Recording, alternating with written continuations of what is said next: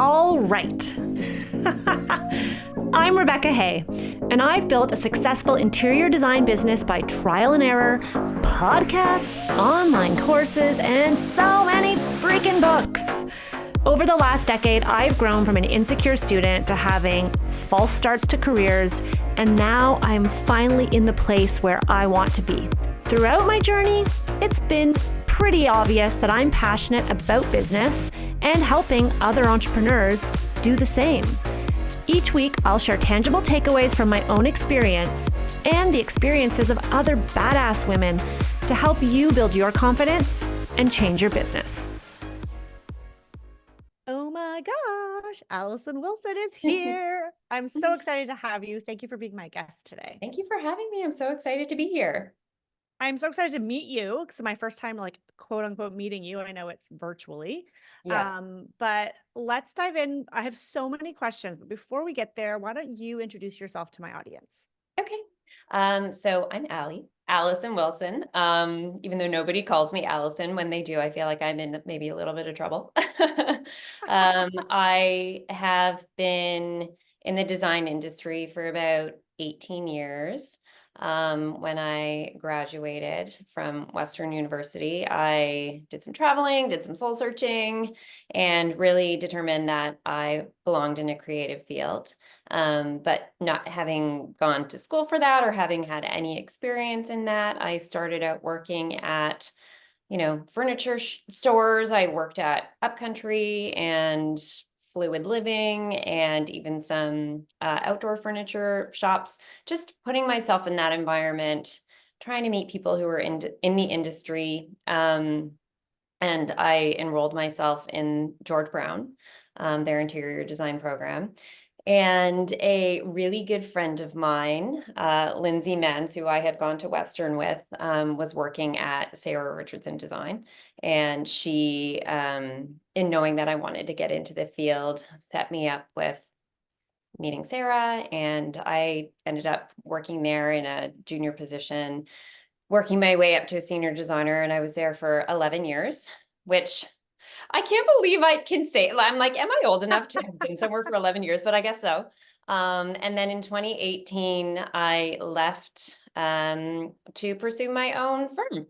And that's what I did. I was a one-woman shop working out of my house, and that slowly grew. And I got myself an office during the pandemic, and I developed a small team. We're still small. And yeah, that's 6 years ago now. So here I am. That's that. Yeah. Amazing. I mean, I think I first discovered you when you were working at Sarah Richardson Design. And for those Americans who are listening, you're going to have to Google Sarah Richardson. She's a pretty big deal up here in Canada. And Sarah and team had TV shows, multiple TV shows on HGTV and throughout the years, different ones like Design Inc. Were you part of the Design Inc. crew? That original I show? did a few years of production on and off. You kind of toggle between production and client work. And yeah, I did that for years. And it's like design learning boot camp. It's like, sink or swim, do or die. I'm so thankful for that experience because you really just have to bring your all and get things done. And TV timelines. I mean, you've done it yourself. There's no flex. Like you've got your reveal date and your shoot date the next day, and it's full on. And as stressful as that was, it really, I think I thrive in that environment. I don't know if my nervous system is happy about that, but you just have to get it done. You find solutions. It's like the ultimate creative experience, because if something doesn't work out, it's like figure out something else. So very thankful for that. I love chatting with you. I love hearing your story, how you started working at furniture showrooms, because I think a lot of designers nowadays are a little bit trying to skip the learning curve and just go out on their own, right? Absolutely. I've been talking about that a lot this week. Really?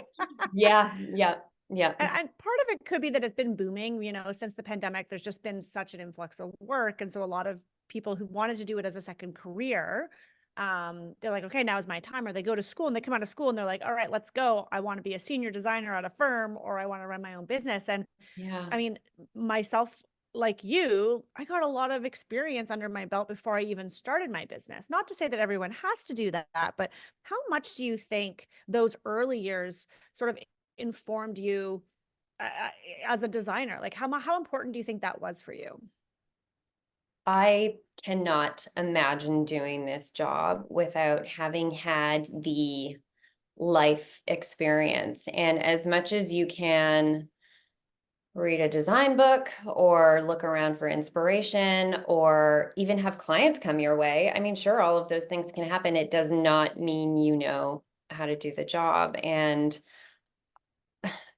it's design is a funny one because if you have good taste and if you could create, like, technically you could do it and that's all good and fine, but I think when you're trusting somebody to pay you as a professional, you're spending their money, they're paying you to have a certain level of experience to be able to know things about code and the steps and stages of a reno, you have to take that very seriously. And you can't really glaze over the learning curve. And I feel like unless you have an opportunity to do those things hands-on, how else do you learn? And Yeah. I'm so thankful for those years that I had.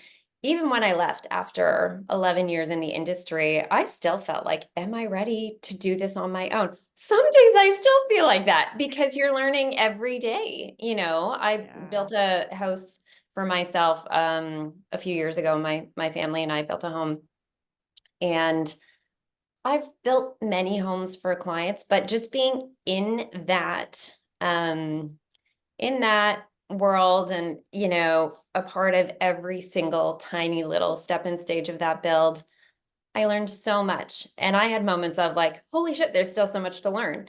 So it's so important. It's, yeah, really invaluable. And I think, even being around other designers who are mentoring you or teaching you or giving you their stories of like, oh, one time I did this and it went that way, or try that because I learned the hard way.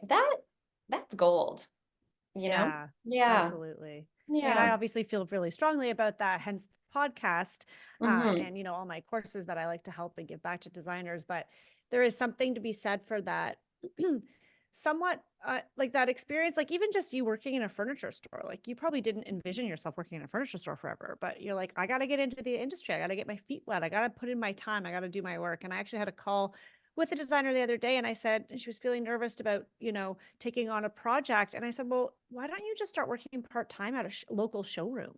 Like get your, Hmm. get a little bit of experience, get connected to others in the industry, because that will Yeah. help to build your confidence.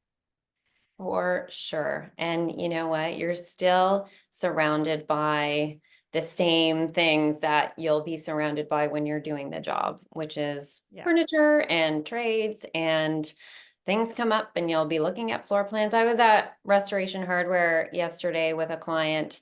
It's an American project, and for shipping reasons, we're considering a couple of RH pieces. And we went in with our floor plans, and there was a lovely sales associate, and she's looking at our plans with us. And that person's experience with us coming to her with our plans, our shipping logistics, tariffs on swivel chair, like you, you aren't really aware of how much you can take away from a single interaction. And it's, Mm, you can't be too proud to get some experience, like say yeah. yes to everything. Totally. So Yeah. 11 years with one design firm. I feel like that's unheard of these days. Yeah. Yeah. Even Yep. I was with the designer that I worked for 5 years, and that felt like an eternity at the time. Hmm. Talk to me about that transition. Like, how did you know that you were ready to go out on your own? And, what sort of precipitated that decision? Because you were a senior designer, a very prominent, well-known firm in Toronto, presumably doing really big, exciting projects. Hmm. What made you decide to start your own firm? This is a two-part answer, and one part of this is a bit personal, and I don't ever mind getting into the weeds with that. But I was going through some fertility challenges at the time, and I think that I just needed to change something up. I just needed to like shake it up a bit, take my mind off of everything that was going on there. So that was the main reason. But I also think that, when I considered that move, I felt like I had honed in on who I was and what my style was. And it felt like it was starting to depart from where I was working.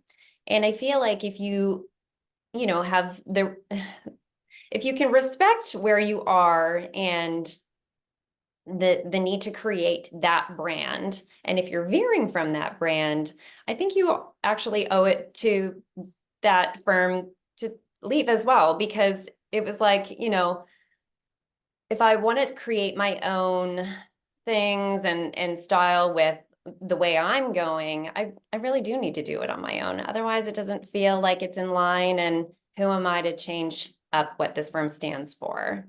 So it felt like, you know, make it on your Yeah. own. Try to do it on your own. Do your own thing.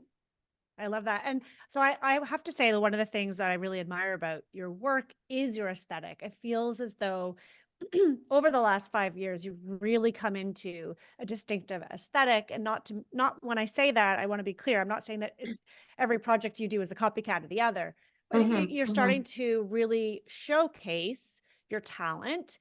And we're now 11 plus 6 years in. So talk to me about that. Like, I know a lot of designers listening are like, well, I don't know what my design aesthetic is. And how do I find that?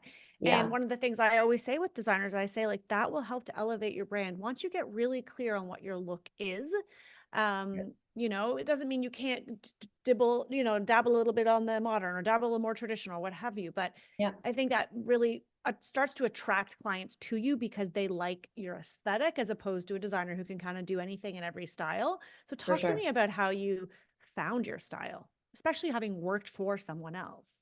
Yeah. To be completely honest, I don't know how to answer that. I mean, I don't know. I think people often say to me, "Oh, that looks like you." And I'm like, "Really?" Yeah, because I don't Right. know. I can relate to that. I have the same experience. Like, oh, that's such a Rebecca. Hey, look. I'm like, it is? Oh, I don't even know. I Yeah. don't think I have a style, but anyhow, that's Yeah. cool. Yeah, it's funny. I think I know what I like.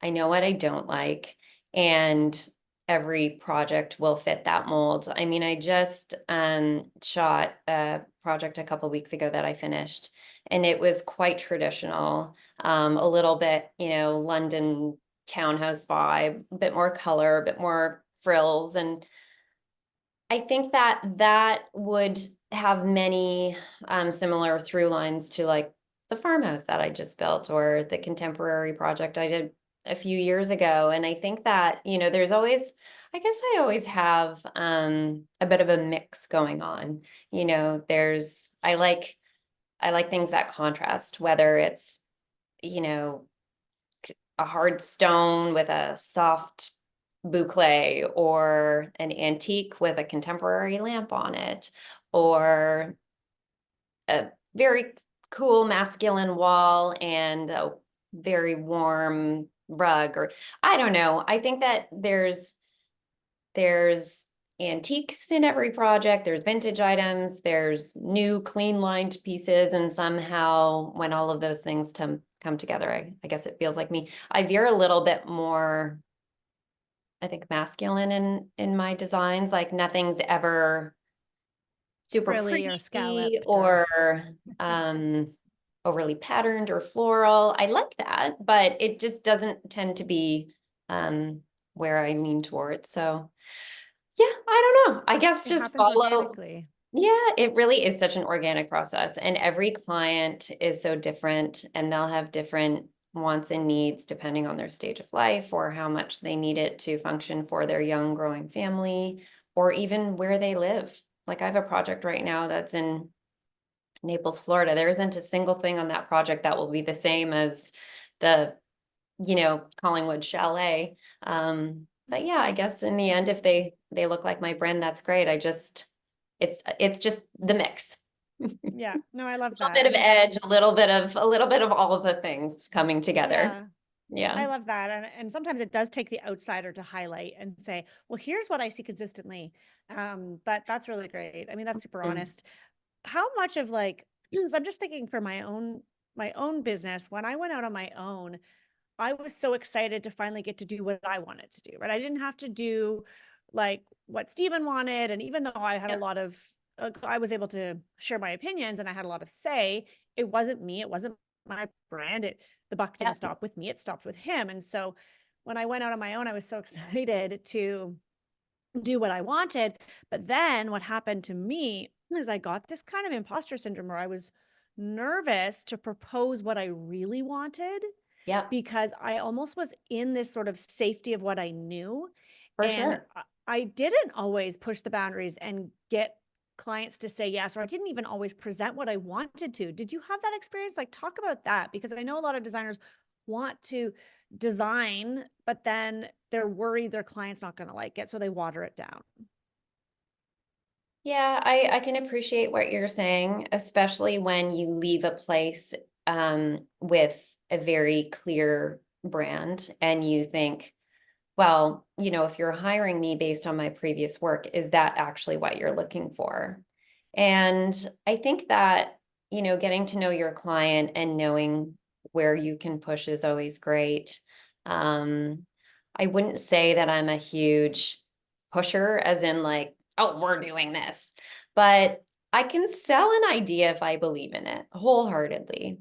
Um, so I think, pick your battles and find the things that excite you and will really make this project unique or stand out or just be different. I mean, there's such a formula for design, especially right now. It feels like there's quite a formula for certain looks. And with Instagram and Pinterest and all of that is so lovely in terms of finding sources and inspiration. Yeah, and I Yeah. like that we're having this conversation because oh man, I feel like this could be a whole conversation, but We'll it's just keep it interesting. going. I'm just trying to pick my words carefully here. Because I was just down at High Point Market, and it was so interesting to see, I mean, I've been before, but you see the different showrooms and you see the different design aesthetics, and then you see the designers that gravitate to the different showrooms. And there are certain showrooms that have a look that is what you expect to see on Instagram that everybody is doing. And I think sometimes designers get afraid or nervous to go outside that formula, as you call it, For sure. because it's scary. You're not seeing examples of it, and the Yep. client maybe hasn't seen examples of it. And but I agree with you. I think that is when you start to elevate, and that's when you Yeah. start to really distinguish yourself, is when you're not churning out the cookie cutter Instagram worthy designs. I mean, there's always going to be an aesthetic, right? So right now, over the moment, there's sort of like an amber interiors aesthetic happening. But 10 years ago, it was Studio McGee or what have you. And in 5 years, it'll be something else. There's always going to be something that works its way through. And I think, to your point, I think that's what makes you interesting as a designer, and maybe even differentiates you and attracts clients to you, is your ability to take it beyond that. I just think that, to your point, and sort of to further answer your question, it's like, how do you define your own aesthetic and differentiate your work? And I would say just stepping out of the formula a little bit. But I think you're bang on. Like, Yeah. people have comfort in that formula, and there's absolutely nothing wrong with it. I mean, it works, it's great. But even if you were to switch up a couple of things and say, hey, this is like nothing I've ever seen, or yay, I worked in a vintage light, that's like, no one else will have that. That all of a sudden just changes a room. And I think Yeah. that makes it pretty exciting. Yeah, it's super cool. Yeah. Okay, so you're doing all these amazing designs for your clients, like you're running your design firm. You now have a team. So what does your team look like? You said you have a small team. How many people are on your It's team? it's small right now. So I have a 1.5-year-old. So I Oh, yeah, busy. I know I've got an almost 10-year-old and a 1.5-year-old. So I'm having a little do-over moment right now, which is lovely. Wow. But I wound things down for her arrival, and it's organically picking back up again. So I'm a little smaller than I was, when she was arriving. There's about 4 of us at the moment. I'm the lead designer, and I really am involved in everything. I don't think I could ever give that up. So at the moment, you know, every project has a lead, an intermediate, a junior, or even, uh, oh my gosh, what's the word? Not an intern. I don't have an intern. Assistant, or do you have an Yeah, like administrator or someone an who does your assistant invoicing? to the team, and then admin.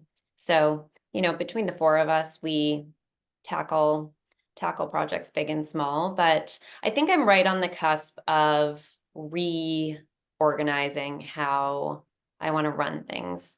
And I feel like, you know, as things organically grow, because I'm ready for that now, having come off mat leave, I think I'll probably be looking to grow the team as the projects increase as well. And Yeah, I yeah, think it's really interesting for you, having come from an interior design firm that had a big team. Like, how many people were on the team at Sarah Richardson Design when you left? Like, it must have been pretty big. I mean, I feel like the way every project was run there is similar to how I run a project now. I mean, a project would maybe have 3 people, 4 max, but you know, 2 to 3 Right. people, given the size and scale.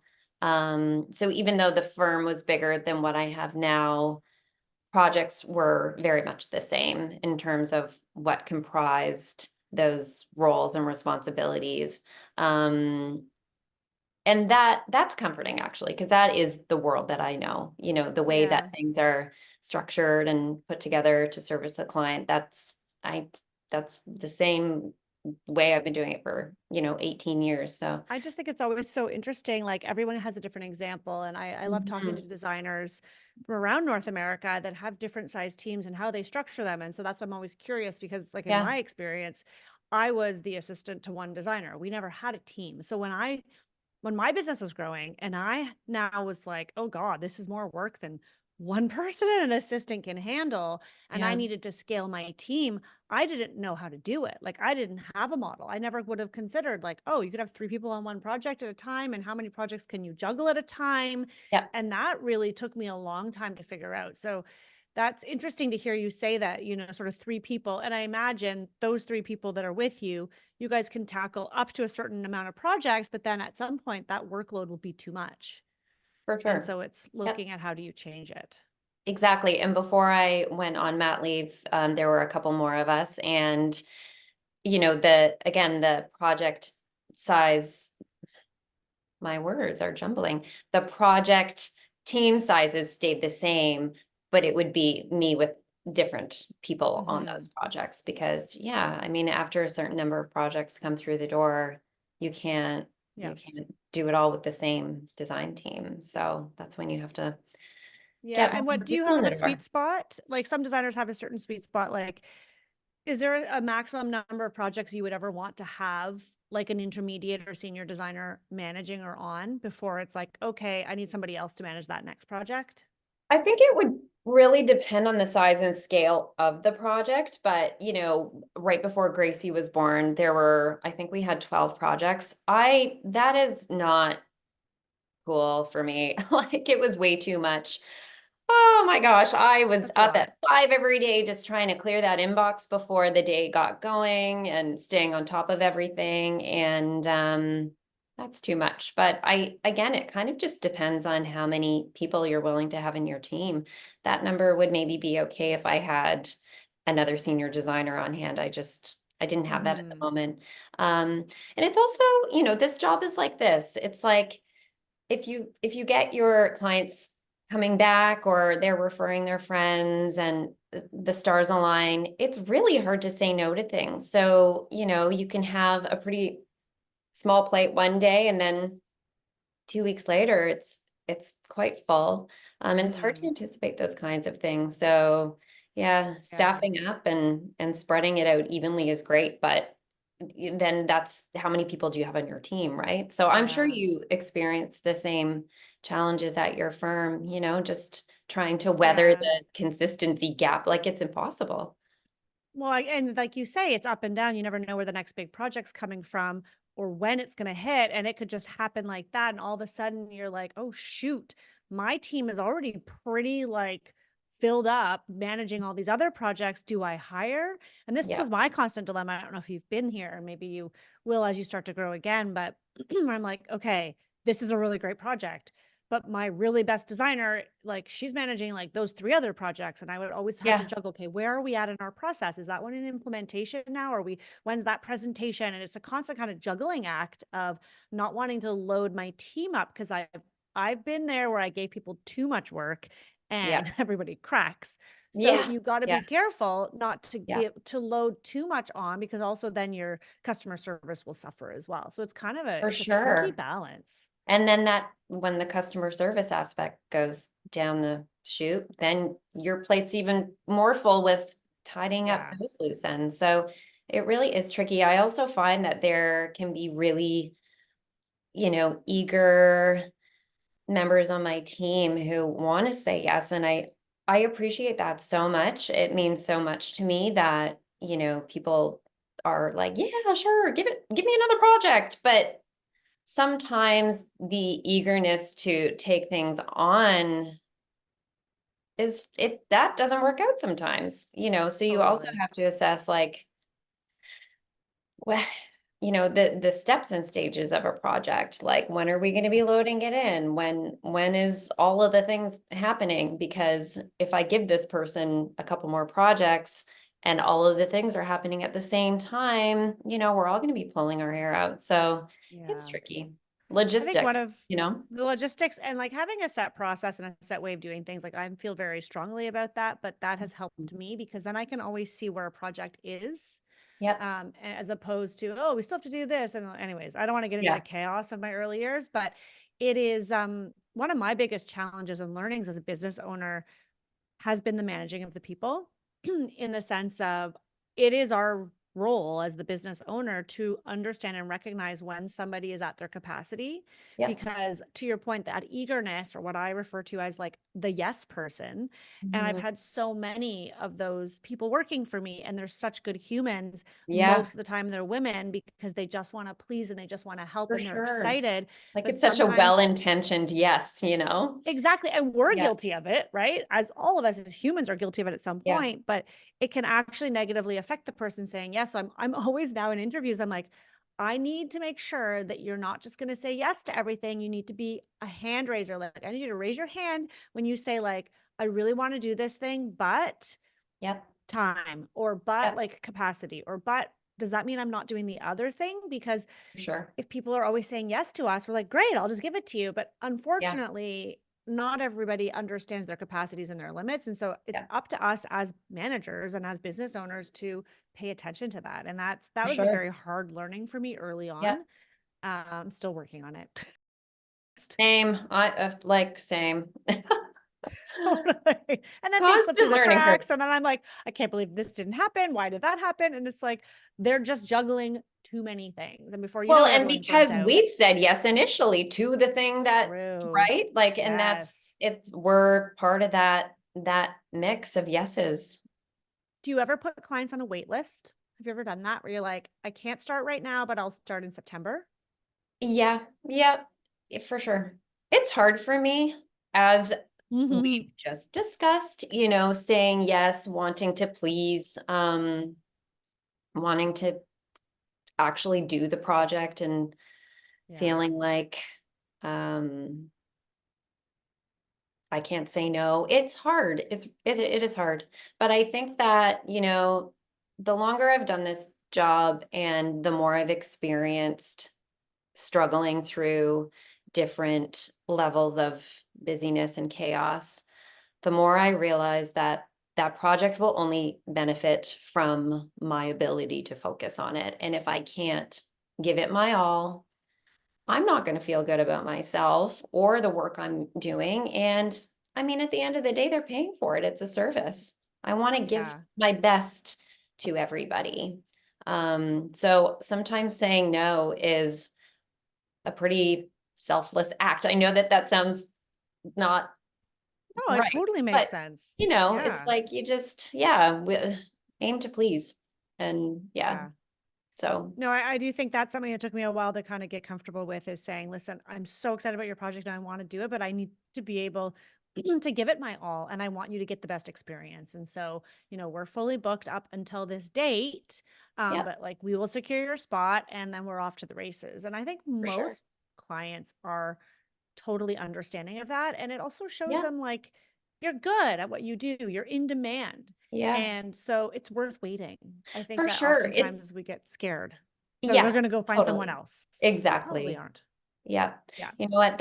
It's never gone that way. And I think that it's a really good lesson. And to your point, it does show that you're in demand. And I've heard bajillions of no's from other contractors or landscapers. And it's like, no, you can't have your landscaping done this year. It's next year now. You Exactly. waited too long. Or, I hear it all the time Exactly. too. So Yeah, and it yeah. sucks, but then you get over the disappointment and you move forward. That's what it is. Okay, I just want to make sure that we don't run out of time to talk about the money, because everybody always is super curious about billing and Yes. structure and like how do you bill your clients? Um, because there's so many ways to do it. If you're open to talking about this, I would Sure. love to understand, what does billing look like? Are you hourly? Are you fixed fee? Do you do it in phases? Like, what does that look like for your firm? So we are hourly. Every member of the team, including admin, is hourly. I've been asked so many times by clients, can you give estimated fees? And I'll try to give ranges based on comparable sized projects and where they're located and whatnot. But I'm pretty open and honest about the fact that it's quite hard to estimate properly. There's so many things that affect time, as you know. I mean, I have no idea how you actually run your own business, and I'm curious about that as well. But I think that do, do you have a client who's like hired you for the right reason and they love what you do and they trust you and they'll probably say yes to most things, or are they wanting to put themselves into the process? And even that can affect the output of time. Is the contractor or builder super hands-on, really reliable on it? Or are they a little bit more lax and they'll have your team do a lot of the managing, or double checking, ordering, whatever logistics. So I feel like I've had projects that look like night and day. They could be the same size and scale, and the time is like black and white, different lanes, small versus larger invoices, and strictly because it's just different clients and Mhm. different relationships with the contractors, and neither are good, bad, wrong, anything, but it does affect time. So I So find you that bill that's the most hourly. bill hourly. It's the most accurate way for me to, you know, Make sure you're not losing money. Let's be honest, right? yeah, but I can Yeah. completely understand that that doesn't sit well with some new clients on the onset, because they want to have a sense of what that time looks like. So it's Yeah. tricky. Yeah. How do you do it, out So of curiosity? so we used to do hourly and then I switched to fixed fee. Mm, mhm. Um, we were hourly and we were invoicing every 2 weeks, which I'm using air quotes because I would never actually invoice every 2 weeks because so busy. And I didn't really have For someone who sure. was like in the office doing that. Do you invoice every 2 weeks or every month? At the end of the month, yeah. Yeah. So that's now, if we do have anything that's hourly, we do invoice it once a month, which is frequent enough because it's a lot of administration. For sure. But Yeah. I don't like talking about money. And so I always really struggled with the invoicing and then the negotiating and then looking at my hours and then being like, oh my God, I spent 5 hours sourcing the fabric for that bed. Like, I can't charge them for that. And so I would, discount my hours without them even seeing. Then For they would sure. get the Same. invoice Yeah. and then they Yeah. would still be kind of, wanting to negotiate. I mean, in hindsight, they weren't the right clients. They were just too budget focused, probably. And so it just took up too much mental space. I felt like, when you're running a business, there's so much you need to do. You're doing the creative, you're doing the client management, then you're managing a team. Like as I was growing and I was having 6 or 7 people, like that is almost a full-time job in and of itself. And it got to the point where I was spending so much time managing the people. And then it was like the invoicing on top of that. And I was like, something has to change. So Yeah. we moved to fixed fee. Honestly, I love it. But I do it in phases. So it's not just one fee for the entire duration of the project, because I find, like you said, like I can't, there's too many variables. Like I can't say it's going to be this fee and then it takes us 2 years when I thought it was going to take a year. Oh, for sure. Yeah. Or what have you. And so Mhm. what we do is we charge one fee just for the design portion of it, which is our design phase. And we calculate that different ways. You know, sometimes it's based on a square footage, but then I also compare it to past projects and the hours. We Yeah. always track our hours. So that was the mistake that I made early on. I was like, woo, fixed fee. This is awesome. I don't need to like track my hours anymore. I hate tracking my hours. Oh, I know, me And so, too. It's the worst. so I did it. And my team, I was Yeah. like, don't worry about it. You don't need to track your hours. And then I'm like, okay. And then I had an operations manager who was like, everyone needs to track their hours, Rebecca, against projects. I was like, oh, fine. So we Yeah. started doing it. And then I looked and I was like, we're losing money. Like we're actually not profitable. Oh, And so no. it was a real wake up call for me that you still need to track your hours because that you can compare it and see. Yeah. What I like about fixed fee though is to those clients that you mentioned, Allison, they're like, we want to know what it's going to cost us. They know up front so they can budget the whole project. Yeah. And I only talk about money once at the beginning. Yeah. They pay us all the fees up front. Oh, We put it into wow. the bank. 100% of the design fee is up front, goes into the bank. And then I just get to focus on doing what I do best. And Wow. that doesn't cover obviously any purchased Yeah. decor or Yeah. items. And it's worked really well for me. And then that way too, I can budget my team's time. I know how many people I'm going to need to work on the project. And it really, for me, is just peace of mind to not have to like hold my breath at the end when there's like a big invoice or wait for Yeah. them to pay something. I know. It's so Um, hard. It's so yeah, hard when you're kind of like, "Oh, here it is." Ugh.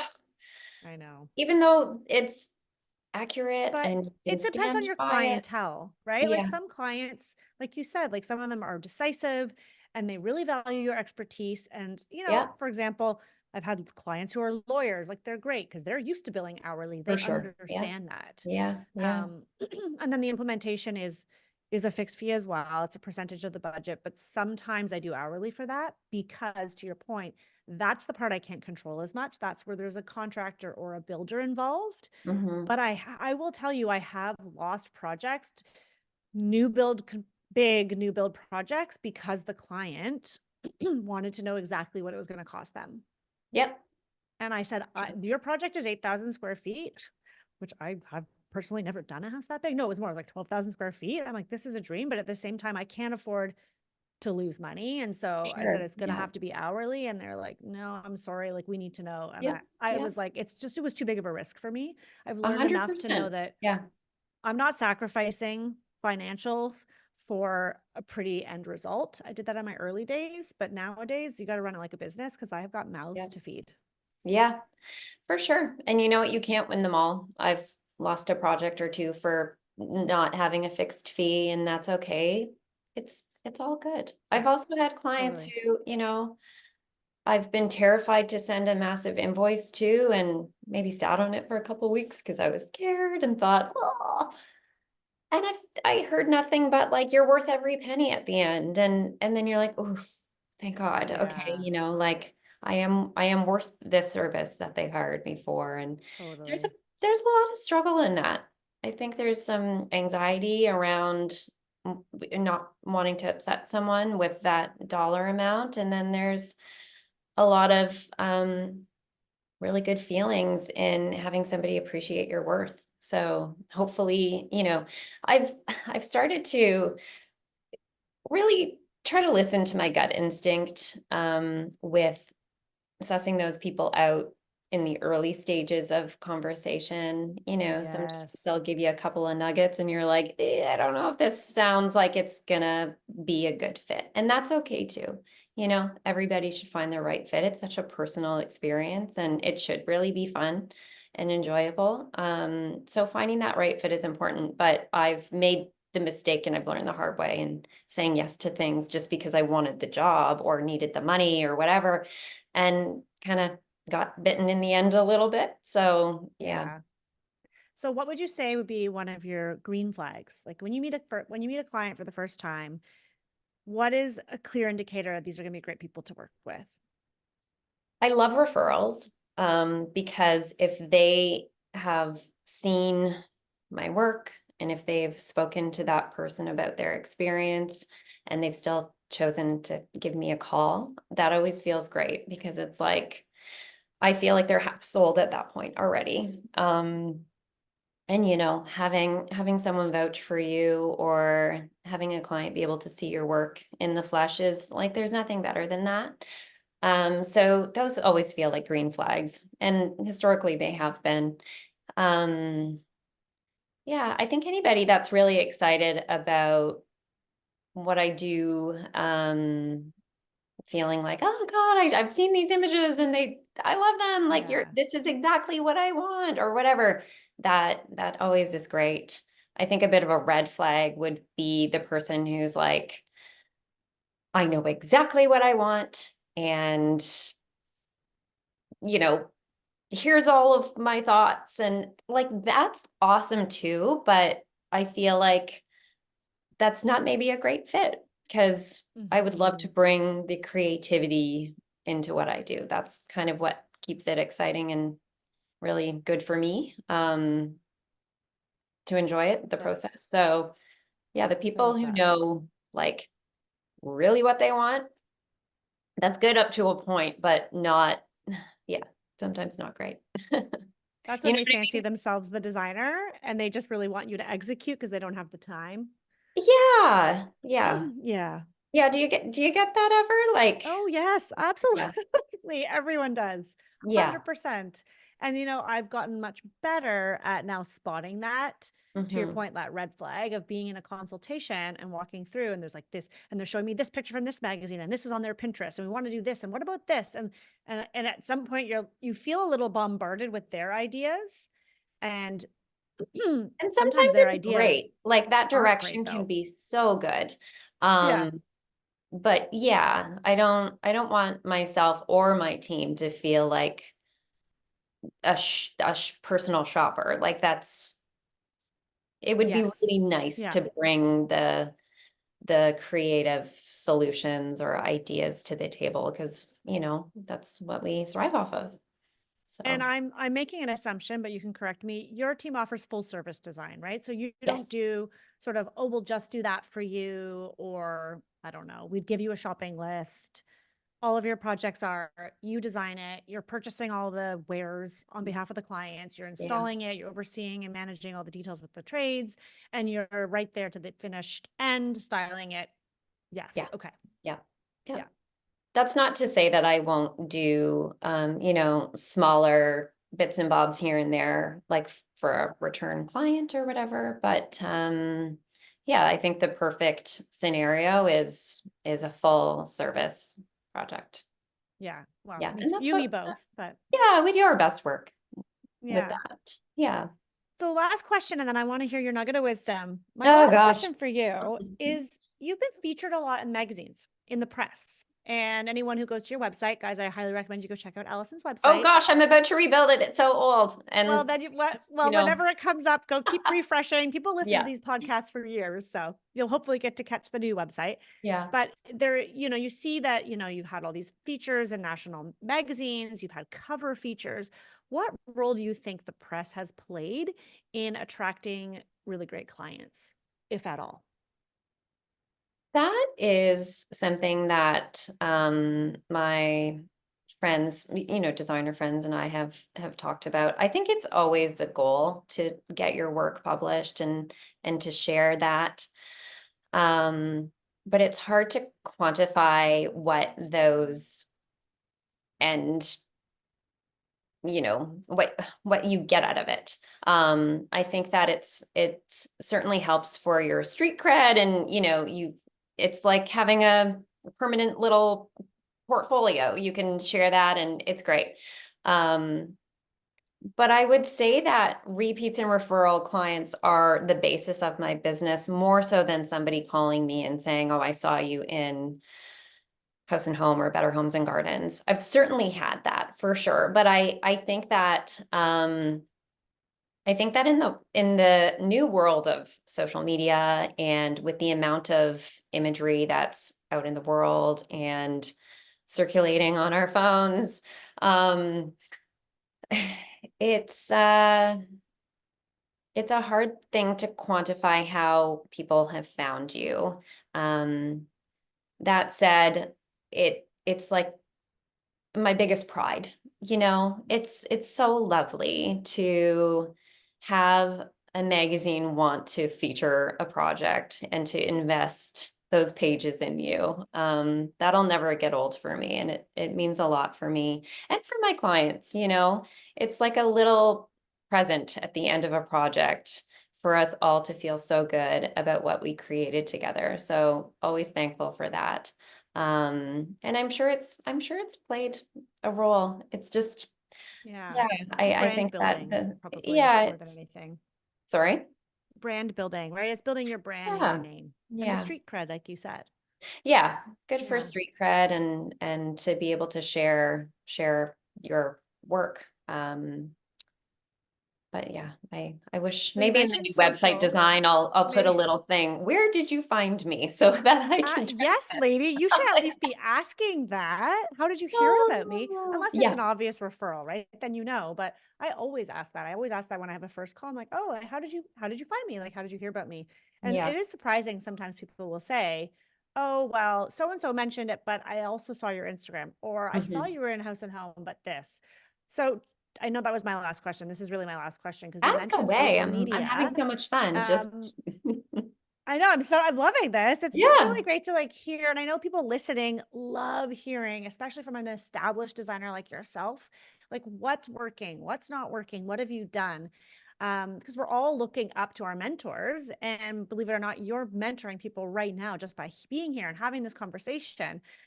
Social media, Instagram, the Mhm. gram, everyone's like obsessed with it, hates it, loves it. What has that helped you? Do you think clients find you on Instagram? What role does Instagram play for you? Yeah, Instagram. Whew. I mean, love it and hate it, right? Yep. I love it for everything that it gives me,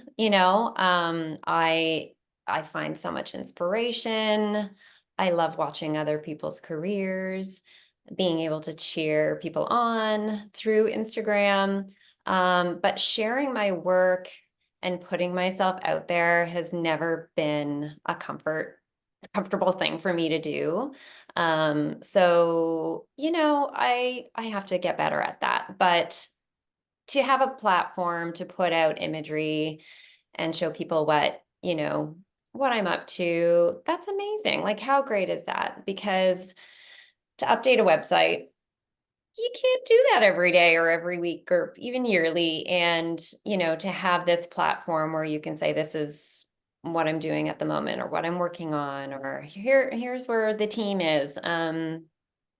It's really amazing. And I think that again, it comes back like my page has gotten a little bit more traction just because I've been posting my farm build. Um, Oh, by the way, we didn't even talk about that. Oh, it's so beautiful. I love that because I, thanks. I don't know if you know this, but we bought farmland Oh, 3 where? years ago now up in Oh my gosh. Mono by Okay. where we go skiing. Yeah, you're just south of us. Okay, it's so pretty there. Like the Yeah. Mulmer Hills, it's so beautiful, but we haven't actually built anything because the pricing just kept going crazy Yeah, bananas. I And hear so I you. was watching your build and I was like living vicariously through you. So guys, go follow Allison on Instagram and see this beautiful Come home. check I'm it out next time you're up. so, oh my gosh, I will definitely. I'm never up there in the summer though. I gotta find a reason to get up there when it's nicer weather. But oh, so amazing. But anyhow, those pictures I'm sure have gotten a lot of traction on Instagram. Has anyone hired you from Instagram? Like, does that convert to clients?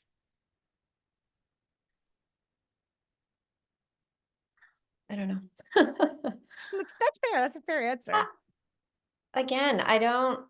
I don't know. I just feel like I'm probably like the worst person at selling myself right now because I'm just like, oh God, I'm apparently a newbie and don't know what I'm doing.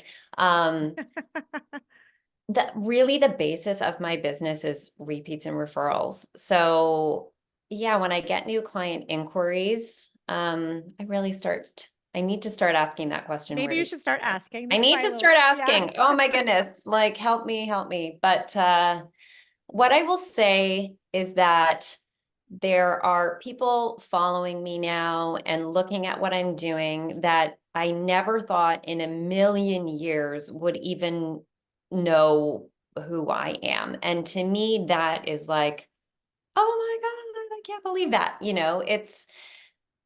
Yeah, that part is great. People I really look up to and aspire to, and they're watching what I'm doing, which is kind of crazy.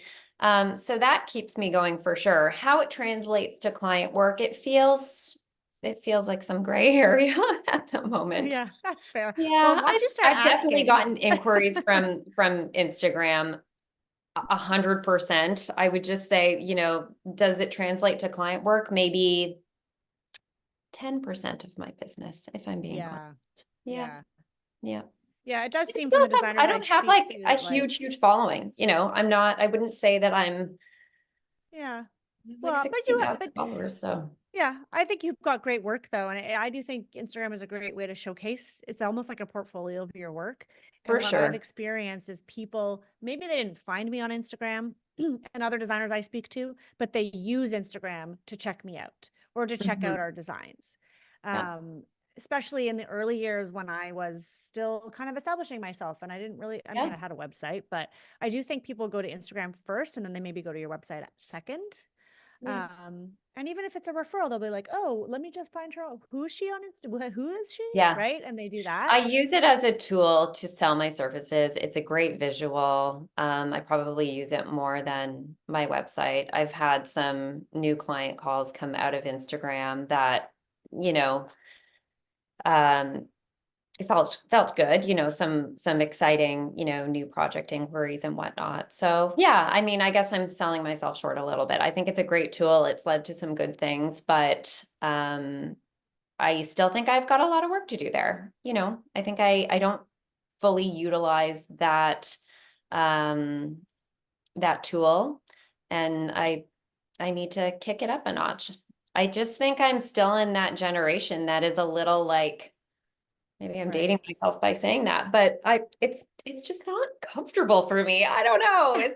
Yeah, I gotta, But gotta, that's okay. I mean, you're doing great work. And like you say, repeats and referrals, I still see, even with the younger designers that are just starting out in our industry, like that is still where the bulk of people, like where the bulk of the work comes from, is those repeats and referrals. And yeah. like you said, that's the green flag, right? More so Oh, than for someone sure. who's doesn't Yeah. even know you exist, sees you on Instagram and wants to know how much does it cost to hire you, right? Like that is maybe not going to be your ideal client, Yeah. but there's a role for Instagram and websites that they play as part of our bigger picture, the bigger branding and messaging. Oh my It gosh, it's keeps been so nice to chat with you. I know. I just want to keep chatting. I Yeah, know. I'm like, it's so been many so nice. questions. And also, I want to say to you, I mean, you're doing amazing and you've done so many great things for the design community. And I feel so honored to get to talk to you, with your Oh, so designers sweet. room program. And what am I, like, episode 200 and something on your podcast? Like, you've Yeah. really done such a great thing in the design community, and I probably going to start hitting you up for some design advice, some logistical, Yeah. business advice, because we all need it.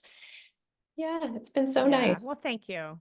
Yeah. That means a lot. And we will have you back because my goal this year for the podcast, because yes, we're past 200 episode, hundreds of thousands of people are downloading it. So I want to step it up and I would like to have like a recording studio here in my studio in Toronto so I can have guests in with like two mics and two cameras and we can make it like a whole thing. Yeah. So the next time you come back, I am committing to having that set up because you're in Toronto. So we can easily do that. We can have a cup of tea Amazing.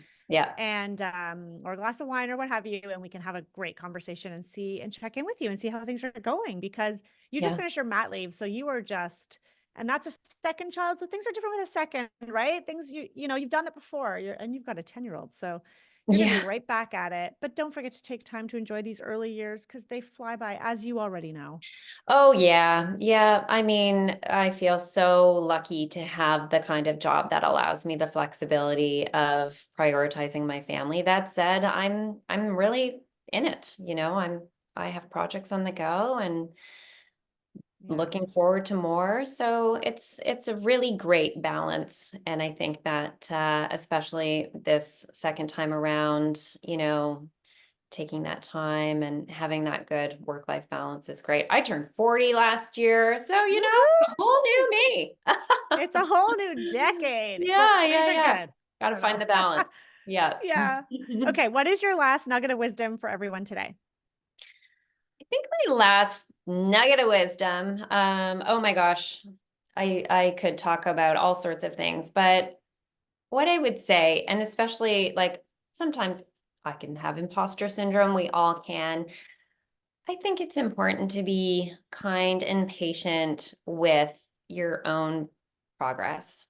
And, we already chatted a little bit about people wanting to sort of skip the learning phase and whatnot to do this job. And there's so much beauty and excitement in learning those lessons. So don't forget to take the time to allow yourself the opportunities to learn. Learning is so fun. It's so important. It can be so exciting. And it will just better prepare you to succeed in this job. So patience with the process, patience with the learning, and nobody created their businesses overnight, you know, things Yeah. that last take time, harnessing those Yeah. relationships with clients and making sure they tell their friends about you, you know? So, Absolutely. I yeah, love that.